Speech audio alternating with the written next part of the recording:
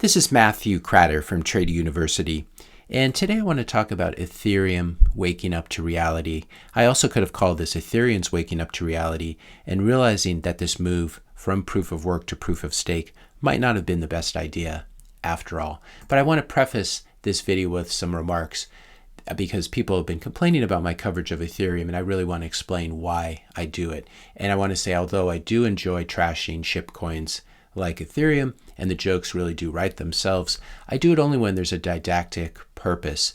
A lot of people complaining about all this coverage of the Ethereum merge over the past week. I'm not doing this though because I give a shit about Ethereum. I'm doing it because it's an easy way to make very important points about how special and unique Bitcoin is.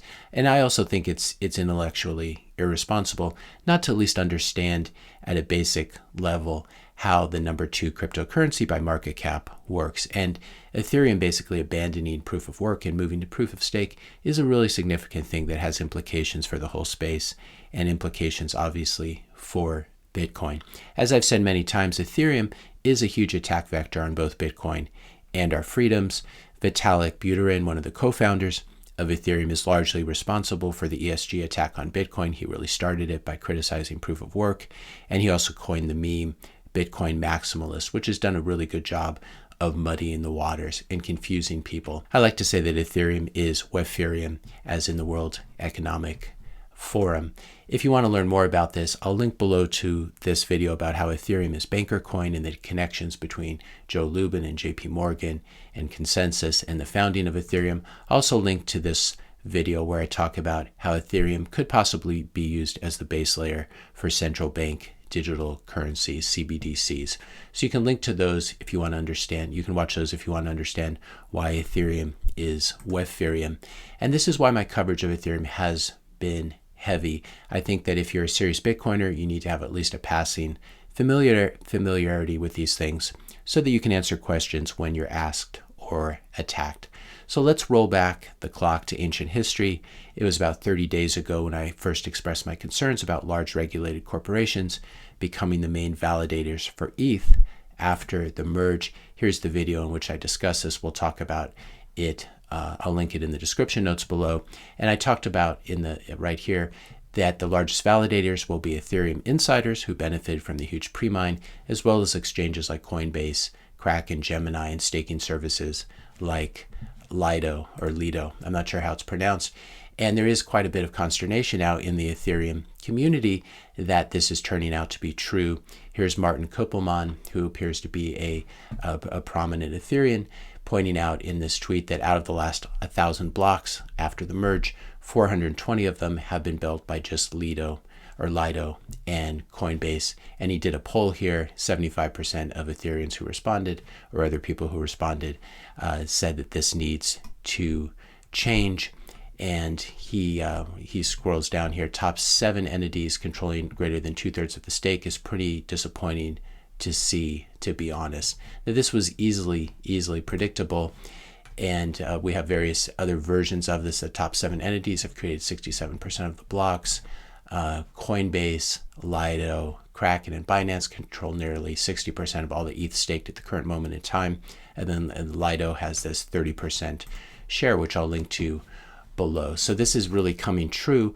There's a pushback from sort of dishonest ex-Bitcoiners like Udi Wertheimer, for example, who is trying to make the comparison between Bitcoin mining pools and staking pools, and pointing out that 91% of the Bitcoin mining pools, or the top 7 mining pools, control 91% of the Bitcoin hash rate. This is very, very misleading.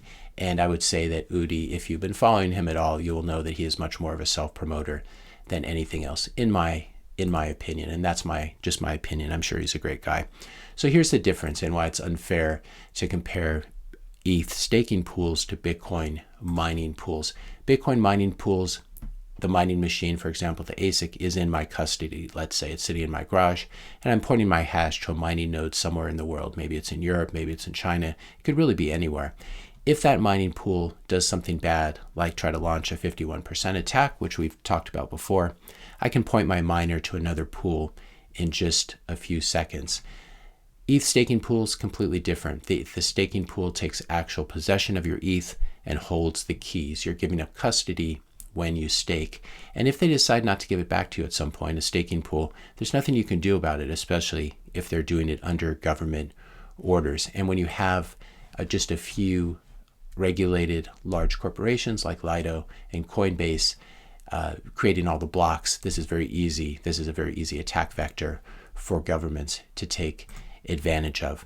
So if they decide not to give you back your staked ETH, one of these staking pools like Lido, there's nothing you can do, especially if they're doing it under government orders. Unlike pointing your Bitcoin miner quickly to a new mining pool, unstaking your ETH is a lengthy process and might never be allowed. So saying that the hash rate is concentrated in a few mining pools is nothing like saying that a few large validators control Ethereum and can easily confiscate your ETH or censor addresses or transactions if ordered to do so by the government.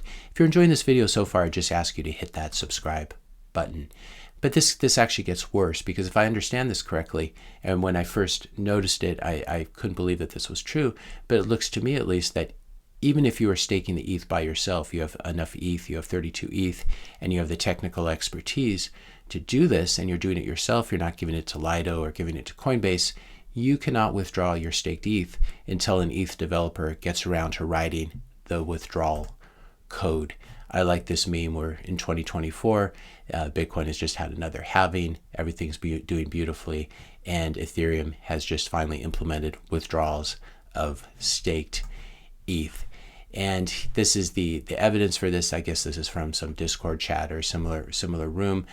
Micah, basically an Ethereum developer, talking about how there's really no rush to enable withdrawals, that they might happen in 2023 or 2024. So that appears to be true. If I'm getting something wrong, please let me know. The problem with Ethereum is you really are damned if you do and damned if you don't. And I've talked about this before, but it bears repeating. If you don't stake your ETH, your share of the overall pie gets constantly diluted compared to those who do stake, because they'll be continuing to increase the number of ETH that they own because they're getting staking rewards. So if you don't stake, you get diluted. If you do stake, you give up custody of your ETH either to an exchange like Coinbase or a pool like Lido, or you have to leave your private keys online in what's essentially a hot wallet when you stake it yourself, which opens you up to the risk of having your ETH stolen.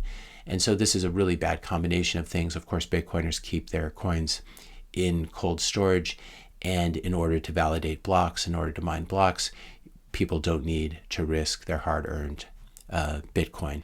And I go back and forth, is this just stupidity, or is this really part of Ethereum's evil plan? I suppose time will tell. Now at this point in the video, what I will normally hear from, I'll start to hear from all the Cardano people saying, this is why you should stake with Cardano. You're in full control of your funds. It stays safe in your wallet. There's no lock-in period. You don't have to wait for some developer to write the code for you to unstake. The problem with this is that, of course, Cardano is not a credible currency. It had a very large pre-mine as well. We can see here 17% was to insiders. It's run by someone who, in my opinion, is a very unethical guy, Charles Hoskinson. You can watch my video here about how Cardano's main product so far is creating social credit scores for African kids. You can also read about Hoskinson and his history in this book, Out of the Ether. And again, I don't know 𝐂𝐈𝐓 and I don't know Charles Hoskinson, so this may not be true. I'm just quoting a book that I found on Google Books, but it describes Hoskinson as being a pathological liar, a sociopath, and as someone not to trust in the company of your girlfriend. It talks about Hoskinson going around pretending he's Satoshi, saying that he used to go to Creedence Clearwater Revival concerts in the 1970s, even though he wasn't born yet, how he jumped out of Apache helicopters in Afghanistan. And even Vitalik says about Hoskinson, it soon became clear to Vitalik that Charles was a liability. I was kind of caught off guard by this because Charles was always very nice to me. So Cardano is a very nasty cocktail of things, in my opinion. It might be easier to stake and unstake, but it ultimately doesn't matter because this is pre-mined garbage that's highly centralized and really controlled by the bully pulpit that Charles Hoskinson has. As I was getting ready to record this video this morning, this came across my headlines, SEC claims all of Ethereum falls under US jurisdiction. So I just wanted to mention this really briefly at the end here. This is another problem now that Ethereum has moved to proof of stake, simply because it looks a lot like a investment product, as we've talked about. It looks a lot like a security, and it does not fail the Howey test. This is a bigger problem when you have all of the nodes sitting in the US. And so it looks like this is the way that Gensler is planning on attacking Ethereum. I have to dig a little bit more into this, but this is my initial impression. And this is part of a lawsuit against an ICO. And basically what the SEC is arguing is that the ETH contributions to this ICO were validated by a network of nodes on the Ethereum blockchain, which are clustered more densely in the United States than any other country. As a result, those transactions took place in the United States, and the SEC has jurisdiction over that. And this does appear to be true. You can look up Ethereum node tracker on Etherscan. I'll link to this below. 46% of the nodes are in the US compared to Germany, which is just 18% runner-up. So almost half the nodes are in the US. If we compare this to Bitcoin, only 14-15% of the nodes are in the US. We don't even know where these other nodes are. And one reason for this is that people just don't run their own nodes in Ethereum. They outsource everything to Infura. And so when you hear that ETH is more decentralized, you can just even look at this. And this is a little bit of a fake statistic, because most of these nodes are probably being run by Infura and these large ETH infrastructure companies, because it's very difficult to figure out how to run an Ethereum node. It's very unlikely that any of you listening to this run your own Ethereum node, whereas a lot of you, I know, run your own Bitcoin node. So ETH is not more decentralized. And we've talked about this in the past, that whenever Infura goes down, which is one of these node companies, part of the Ethereum infrastructure, that we end up with exchanges they disable withdrawals, etc. And so it looks like that this may be the tack that Gary Gensler is taking, and he's chosen to do this right after ETH moves to proof of stake. And so it'll be very interesting to see how this plays out. ETH has not built itself for an adversarial environment, and I think we're going to see in the coming months and years the chickens come home to roost. And if Ethereum is not already captured by the World Economic Forum and the global elites, it is certainly on its way to being regulated out of existence in the US by the SEC, completely captured and controlled, because the large validators, as we saw at the beginning of this video, Coinbase, Lido, these are regulated corporations. It's very easy to apply pressure to them. They don't want to lose their various banking licenses and their various registrations with the SEC. So ETH is really in trouble, and it's unbelievable to see very smart people, very smart Ethereans, who could not see this coming, especially when a lot of Bitcoiners have been talking about this. This should not surprise Ethereans at all, but they are a rather naive bunch that doesn't really think that far forward, in my opinion. If you found this video helpful, be sure to hit that subscribe and like button. Hit the notification bell if you want to be notified when I publish my next video. And let me know your questions and comments in the comment section below. If you haven't subscribed to my channel, I'd really appreciate it if you hit that subscribe button. Thanks a lot for watching, and I'll see you in the next video.